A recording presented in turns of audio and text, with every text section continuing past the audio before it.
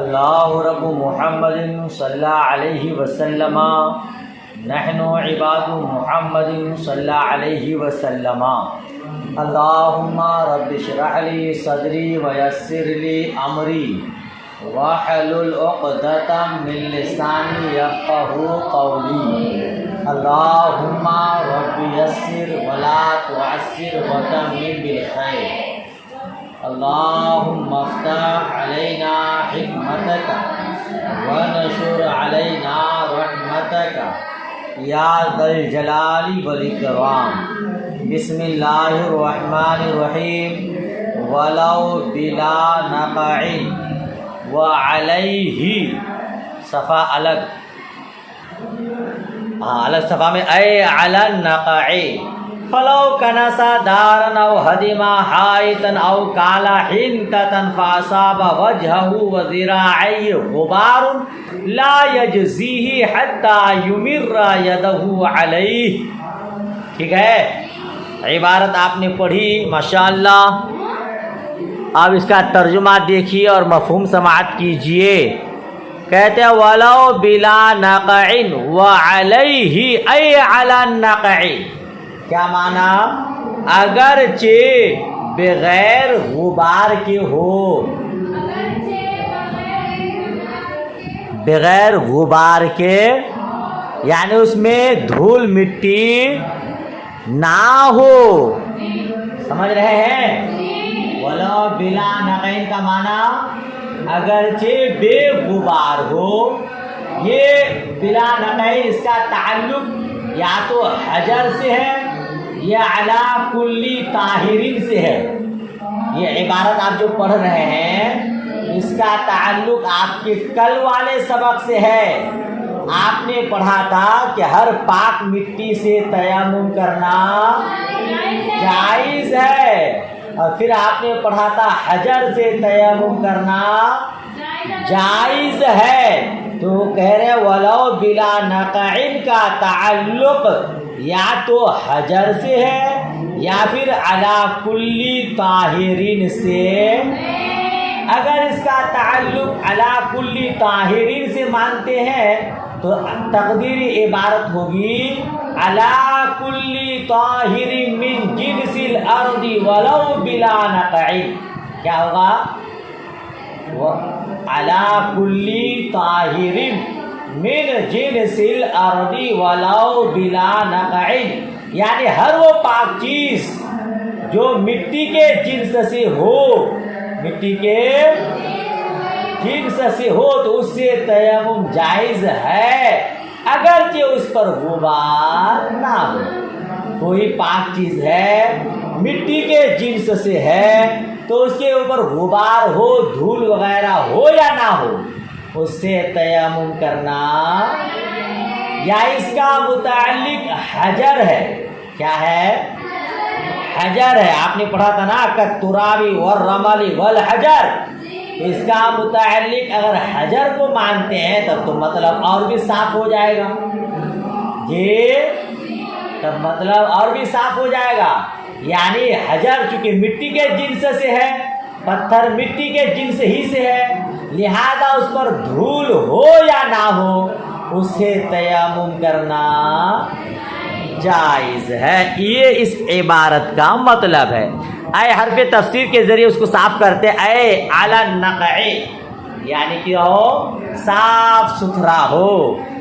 Flu کنسا، اس عبارت کو سمجھیے گا. فلو کنسا دارن، پھر اگر کسی نے گھر کو جھاڑو دیا، گھر کو آپ محترمات جیسے گھروں کو جھاڑو دیتے ہیں تو کسی نے گھر کو جھاڑو دیا، او ہدم حائطن یا دیوار گر پڑی. کیا ترجمہ کیا آپ نے؟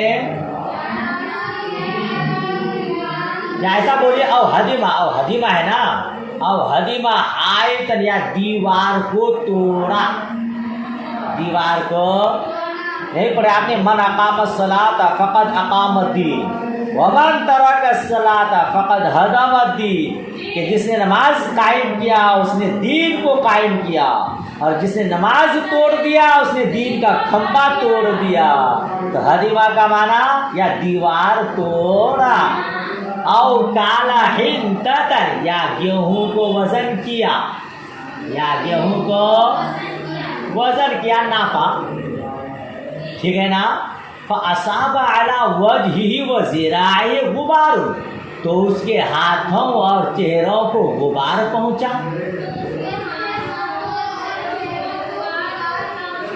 گیہوں تولا، دیوار توڑا، گھر کو جھاڑو دیا، اس کے چہرے پر اور اس کے دونوں ہاتھوں پر غبار، تو تیمم کے لیے کافی نہ ہوگا، لا یجزی ہے، تو تیمم کے لیے کافی، حتی یمر یدہ علیہ، یہاں تک کہ اس کا ہاتھ اس پر گزارے،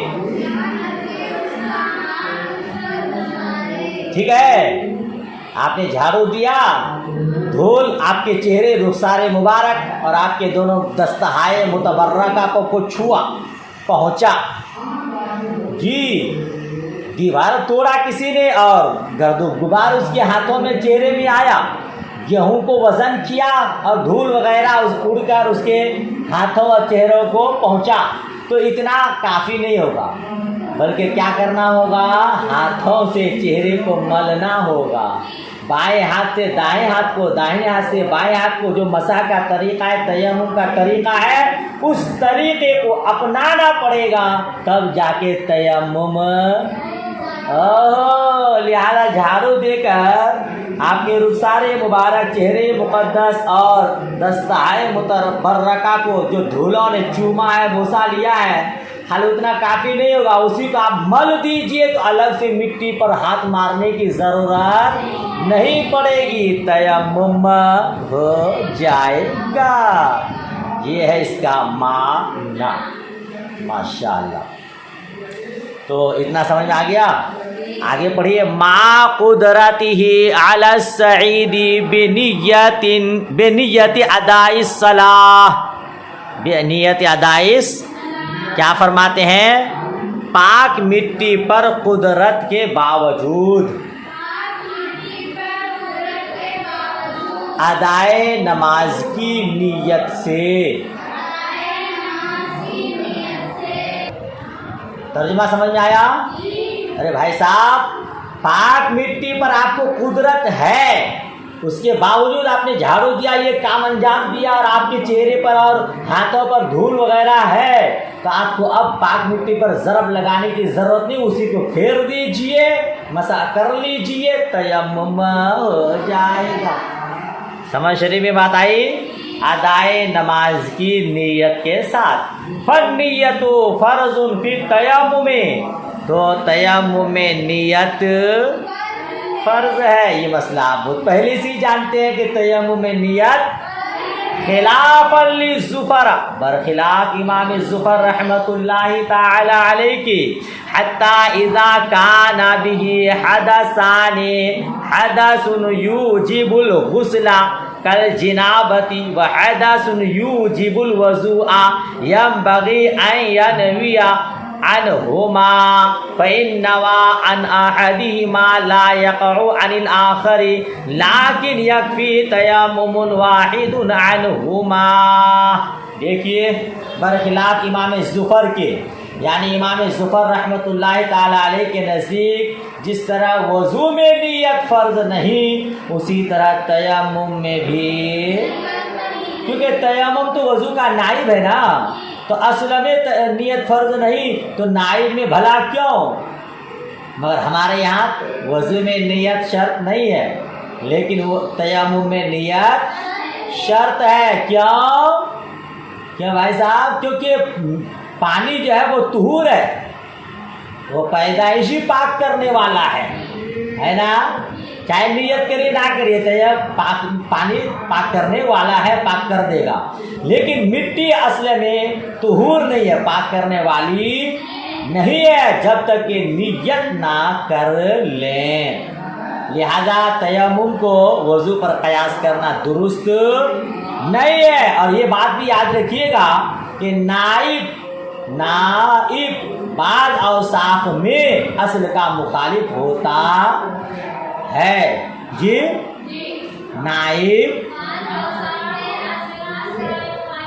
लिहाजा कोई फर्क तो नहीं कि हाँ भाई वजू में तो शर्त नहीं है, भला तयम्मुम में क्यों होगा, ऐसा नहीं होता। ठीक है, तो पानी चूँकि तुहूर है, पाक करने वाला है, वहाँ नियत शर्त नहीं है। तयम्मुम मिट्टी से की जाती है और मिट्टी तुहूर नहीं है, पाक करने वाली नहीं है, लिहाजा वहाँ नियत शर्त है। नियत के बाद फिर मिट्टी पाक करने वाली हो जाएगी। इतना समझ में आ गया। हत्ता इज़ा काना बिही हदसान, यहाँ तक कि जब किसी को दो हदस हो, जब किसी को दो हदस लाहिक हो, एक हदस गुस्ल को वाजिब करता हो, जैसे जनाबत। एक हदस जैसे जनाबत नापाक हो गया तो गुस्ल करना होगा, है ना। आपने वो क्या कहते हैं कि जिन वजूहात की वजह से गुस्ल वाजिब होता है वो नूरुल इज़ाही में पढ़ लिया है, मनी का फुरूज है और क्या क्या है ना। और एक हदस वजू को वाजिब करता हो और एक हदस, तो ज़रूरी है कि दोनों की नियत करे। यहाँ यंबगी का माना मुनासिब नहीं बल्कि यजीब, हर जगह यंबगी का माना मुनासिब नहीं होता है। ज़रूरी है, वाजिब है कि दोनों की नियत, अगर एक की नियत करे तो दूसरे हदस से वाक़े ना होगा। अगर एक की नियत करे, नहीं आया, आवाज़ नहीं आई, अगर एक की नियत करे तो दूसरे हदस से वाक़े ना होगा, यानी एक की नियत करने से दूसरे के लिए काफ़ी ना होगा, बल्कि दोनों हदस के लिए नियत करनी पड़ेगी। लेकिन एक तयम्मुम दोनों के लिए काफ़ी है, लेकिन हाँ दोनों से काफ़ी। देखिए एक हदस लाइक है जो गुस्ल को वाजिब करता है, इंजाले मनी है, और एक हदस है जो वजू को वाजिब करता है, हवा का फुरूज है ना मोहतरमा। अब वो तयम्मुम करना चाहता है तो दोनों की नियत करके तयम्मुम कर ले, वो एक तयम्मुम दोनों के लिए काफ़ी हो जाएगा। आपने नियत की कि मैं हद से असगर से पाक हो जाऊँ, आपने नियत की कि हद से अकबर से पाक हो जाऊँ, उसके बाद आप दो ज़रब मारिए, एक ज़रब से चेहरे को मसा कर दीजिए और एक ज़रब से दोनों हाथों को मसा कर दीजिए, यही तयम्मुम गुस्ल और वज़ू दोनों के लिए काफ़ी।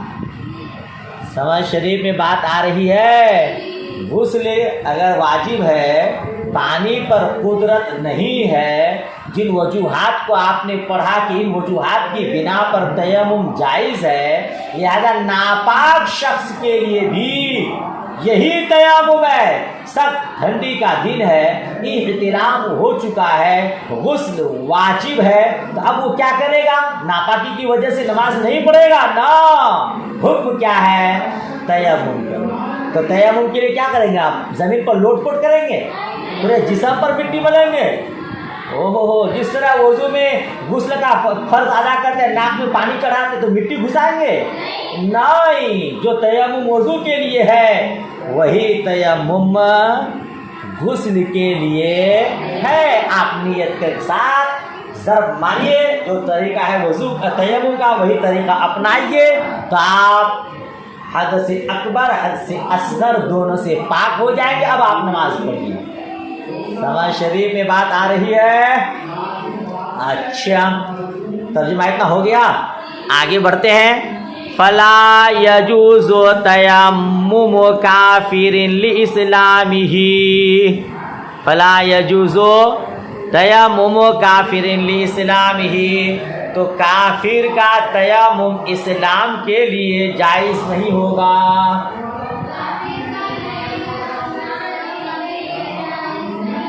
तो काफिर का तयम्मुम क्या मतलब?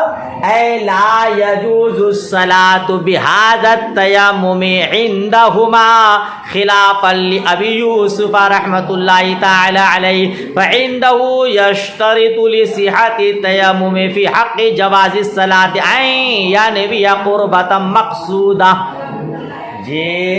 یعنی اس تیمم سے نماز جائز نہیں ہوگی. صاحبین کے نزدیک، طرفین کے نزدیک، عندہما طرفین کے امام اعظم ابو حنیفہ رحمۃ اللہ تعالی علیہ، امام محمد رحمۃ اللہ تعالی علیہ، ان دونوں کے یہاں اس تیمم سے نماز جائز. کیا مطلب؟ کافر تھا، اس کے دل میں اسلام کی محبت جاگ اٹھی، آپ کے تبلیغ کی برکت سے وہ اسلام قبول کرنے پر آمادہ ہوا. اب اسے اسلام قبول کرنا ہے، اسے اسلام قبول کرنے کے لیے تیمم کیا. کیا کیا؟ پانی پر قدرت نہیں حاصل تھی، جن وجوہات کی وجہ سے تیمم جائز ہے، ان وجوہات کی بنا پر اس نے اسلام قبول کرنے کے لیے تیمم کیا. ٹھیک ہے. اب اسی تیمم سے وہ نماز فرض ادا کرنا چاہتا ہے، نماز ادا کرنا چاہتا ہے، تو کیا وہی تیمم جو اسلام قبول کرنے کے لیے اس نے کیا تھا اس سے نماز جائز ہے؟ تو امام اعظم ابو حنیفہ رحمۃ اللہ علیہ اور امام محمد رحمۃ اللہ تعالی علیہ آپ فرماتے ہیں کہ اس تیمم سے نماز جائز نہیں ہے. یہی نا بھائی صاحب؟ برخلاف امام ابو یوسف رحمۃ اللہ تعالی علیہ کے، کیونکہ ان کے نزدیک، کیونکہ یشترط لصحۃ التیمم فی حق جواز الصلاۃ، کیا معنی ہے جی؟ امام ابو یوسف رحمۃ اللہ تعالی علیہ کے نزدیک جواز صلاۃ کے حق میں، جواز صلاۃ کے حق میں تیمم صحیح ہونے کے لیے یہ شرط ہے کہ قربت مقصودہ کی نیت کرے.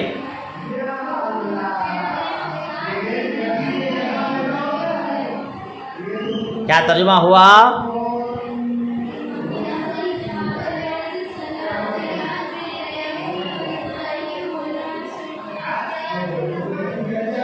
کتنا ترجمہ ہو گیا؟ خواہ و قربت مقصودہ، خواہ و قربت مقصودہ بلا طہارت صحیح نہ ہو. خواہ، ترجمہ دیکھیے پھر مفہوم سمجھاتا ہوں.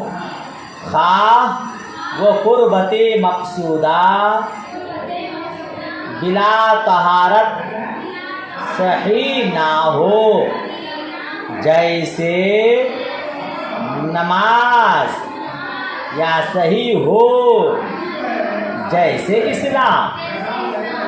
جیسے جی یہ کن کے نزدیک ہے؟ یہ کن کے نزدیک ہے؟ امام ابو یوسف رحمۃ اللہ تعالی علیہ کے نزدیک ہے.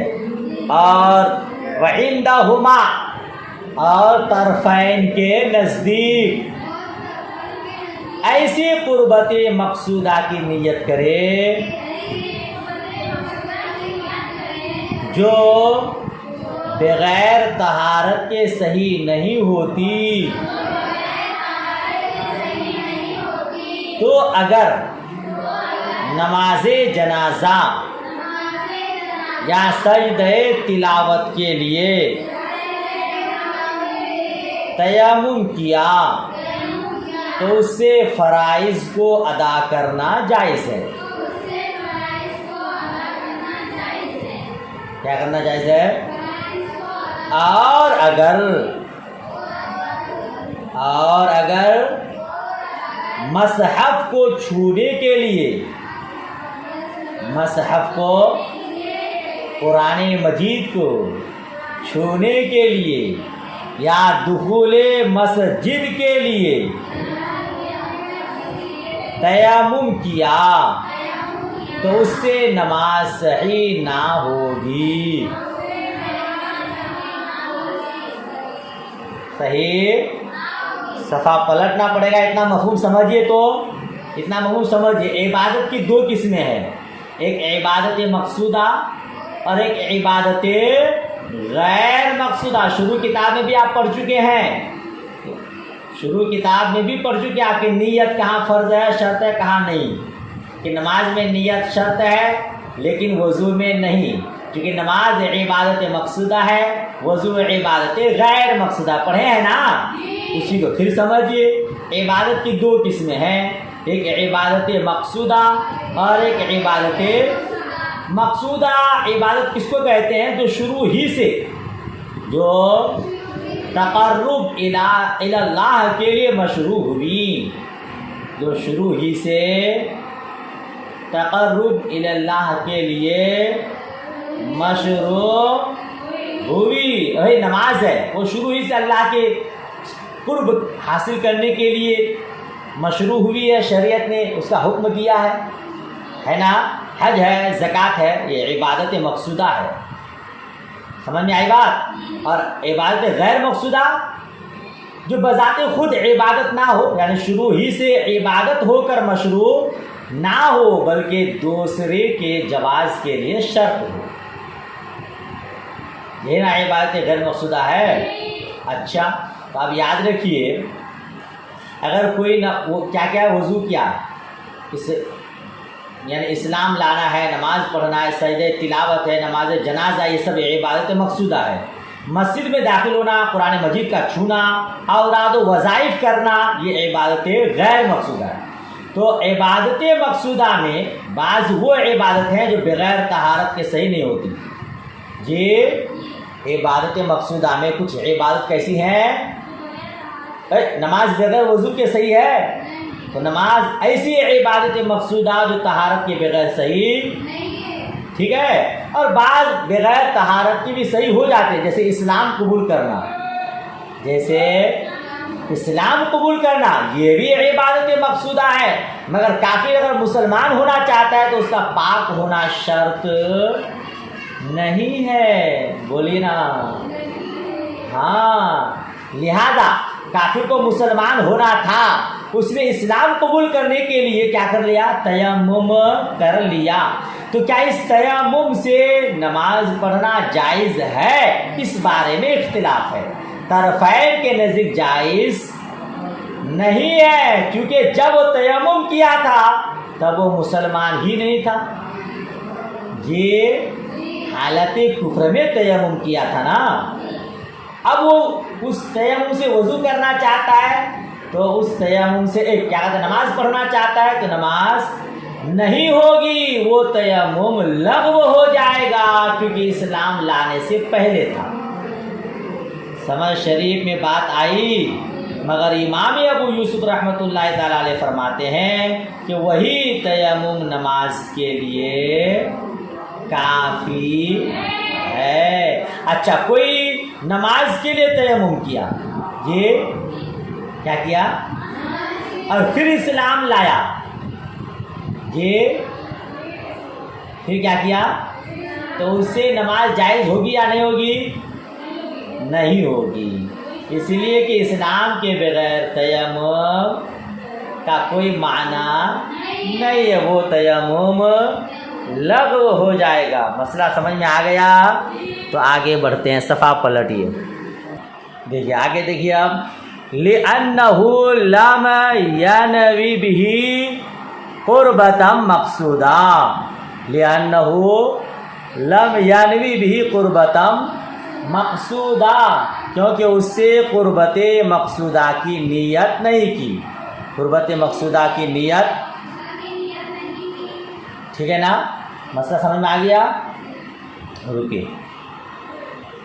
کیا ہوا کہ چونکہ اس نے قربت مقصودہ کی نیت نہیں کی, لیکن یحل له مس المصحف ودخول المسجد, لیکن اس کے لیے قرآن پاک کا چھونا اور مسجد میں داخل ہونا حلال ہوگا.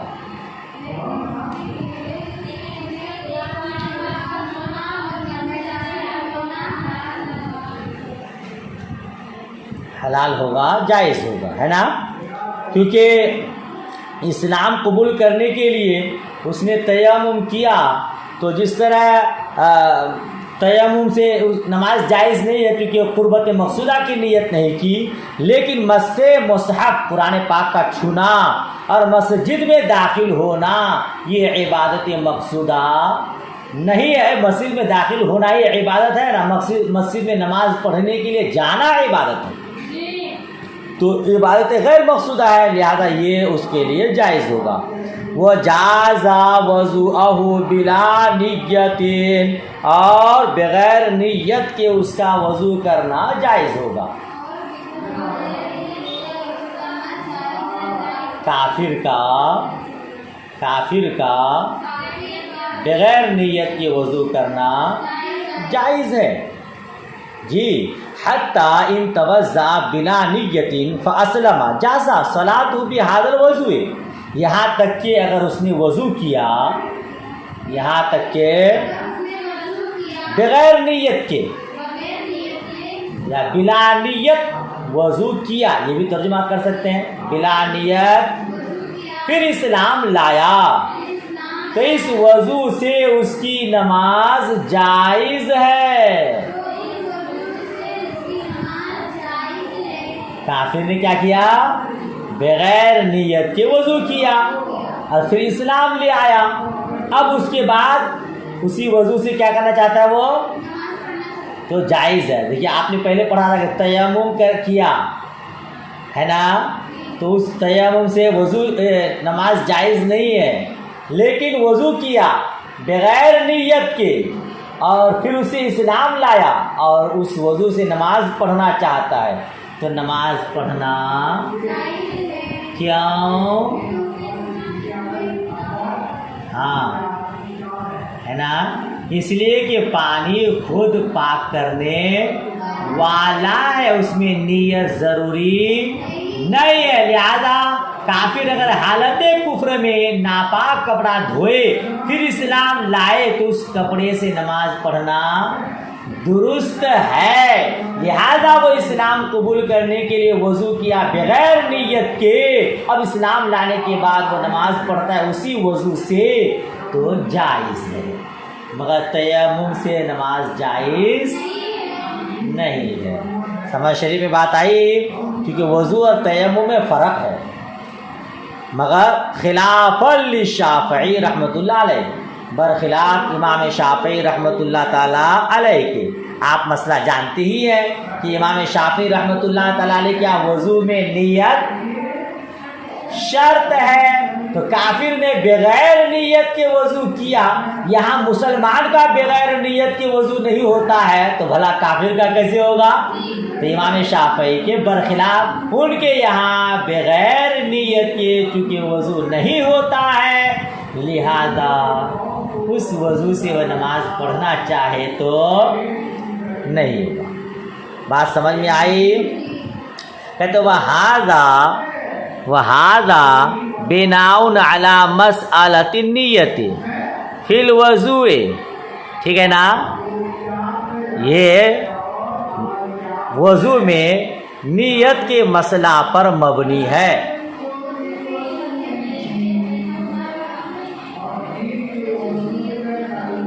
یہ جو مسئلہ ہم لوگ پڑھے نا، یہ مسئلہ وضو میں نیت کے مسئلہ پر نہیں ہے، یعنی ہمارے یہاں وضو میں نیت شرط نہیں ہے اور امام شافعی رحمۃ اللہ تعالیٰ علیہ کے یہاں شرط ہے۔ ہمارے یہاں بغیر نیت کے بھی جب وضو ہو جاتا ہے اور اس وضو سے نماز پڑھ سکتا ہے، اور ان کے یہاں چونکہ ہوتا ہی نہیں ہے، لہذا سمجھ شریف میں بات آئی، ہمارے یہاں مسلمان ہو چاہے کافر بغیر نیت کے وضو کرے گا، وضو ہو جائے گا، اور امام شافعی رحمۃ اللہ علیہ کے یہاں چاہے مسلمان ہو چاہے کافر بغیر نیت کے صحیح۔ وَإِن تَوَضَّأَ بِالنِّيَّةِ فَأَسْلَمَ فَالْخِلَافُ ثَابِتٌ أَيْضًا، اور اگر وضو کیا نیت کے ساتھ،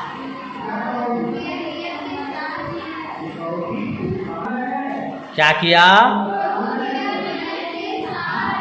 فاسلم، پھر اسلام قبول کیا، تو اختلاف اب بھی ثابت ہوگا، تو اختلاف اب بھی ثابت، یعنی جو ہمارے اور شوافی کے درمیان اختلاف، وہ اختلاف اب بھی باقی رہے گا. کیوں؟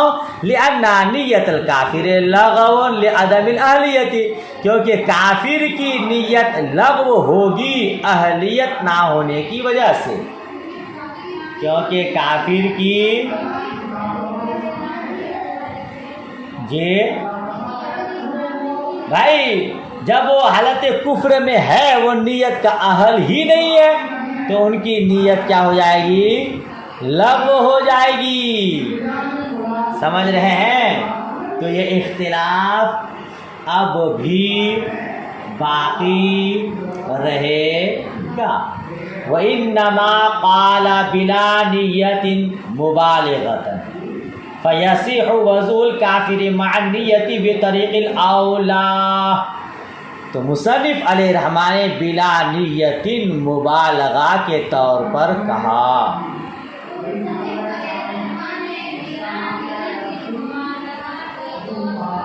مصنف علیہ الرحمٰن نے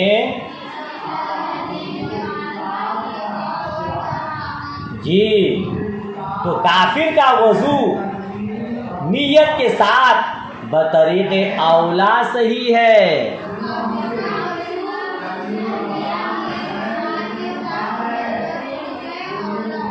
ارے بھائی صاحب، آپ نے پڑھا بلا نیتی، جب کافر کا وضو بغیر نیت کے صحیح ہے تو وضو کے ساتھ تو بدرجے اولا صحیح ہوگا. جی پورا باب ختم ہوا. جی اللہ ہو. چلیے گھنٹی بھی آپ کی لگنے والی ہے. سبق یہیں تک رکھتے ہیں، آگے پڑھائیں گے تو پھر لمبا ہو جائے گا. اس سے آگے کل کہیں سمجھ میں نہیں آئے تو پھر پوچھیے گا، دعا کیجیے. جو بھی ہمارے برادران اسلام، خواتین اسلام اس سبق سے فائدہ اٹھا رہے ہیں، اللہ پاک انہیں علم نافع عطا فرمائے، اور ان کے صدقے ہمیں اور آپ کو بھی اللہ پاک علم نافع عطا فرمائے. آمین آمین ثم آمین بجاہ سید الانبیاء والمرسلین. اللہ حافظ. خدا حافظ.